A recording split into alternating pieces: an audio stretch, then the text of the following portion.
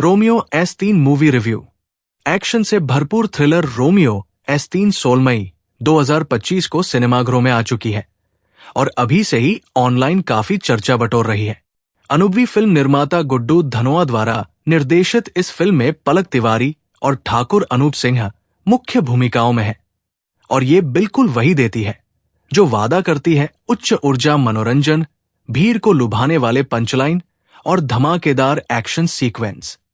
शैलेश वर्मा द्वारा लिखित और पेन स्टूडियो और वाइल्ड रेवर पिक्चर्स के बैनर तले धवल गड़ा और जयंतीलाल गड़ा द्वारा निर्मित इस फिल्म में सैमी जोनास हैनी, सचिन खेडेकर, जाकिर हुसैन, अनंत जोग, अमन धालीवाल, राजेश खट्टर और शाजी चौधरी जैसे मजबूत सहायक कलाकार भी हैं। इंटरनेट पहले से ही फिल्म देखने वालों की शानदार समीक्षाओं से भरा हुआ है। एक यूजर ने लिखा, पूरा पैसा वसूल। रोमियो S3 एक उचित मांस मसाला एंटरटेनर है। अभी देखा, आपको भी देखना चाहिए। एक अन्य ने कहा, रोमियो S3 पूरी तरह से धमाका है, जबरदस्त एक्शन, ऊर्जा और मसाला। अभी टिकट ले। गुड्डू धनोआ, जो हाई वोल्टेज एक्शन ड्रामा और जिद्दी जैसी फिल्मों के लिए जाने जाते हैं, रोमियो S3 के साथ वापस आ रहे हैं। ये एक ऐसी फिल्म है जो कठोर सामाजिक टिप्पणियों को तीव्र एक्शन दृश्यों के साथ मिलाने का प्रयास करती है।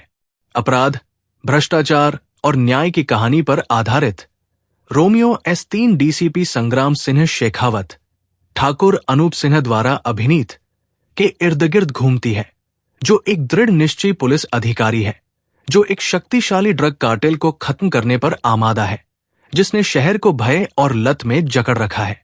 फिल्म शेखावत के तनावपूर्ण और शैलीगत परिचय के साथ शुरू होती है, जो कम बोलने और कई मुक्कों वाला व्यक्ति है। उसका मिशन तब एक तीखा मोड़ लेता है जब उसकी मुलाकात प्रिया मेहरा, पलक तिवारी से होती है, जो कानून के विपरीत पक्ष से उसी सच्चाई का पीछा करने वाली एक खोजी पत्रकार है। उनका असहज गठबंधन फिल्म की भावनात्मक रीढ़ बन जाता है। ठाकुर अनूप सिंह मुख्य भूमिका में तीव्रता और शारीरिकता लाते हैं, एक्शन दृश्यों में अपनी शक्ति का प्रदर्शन करते हैं। हालांकि भावनात्मक धड़कन कभी कभी थोड़ी मजबूर लगती है। पलक तिवारी एक ऐसे प्रदर्शन में उल्लेखनीय छाप छोड़ते हैं जो दृढ़ता के साथ कमजोरी को संतुलित करता है, एक सरप्राइज पैकेज के रूप में उभरता है।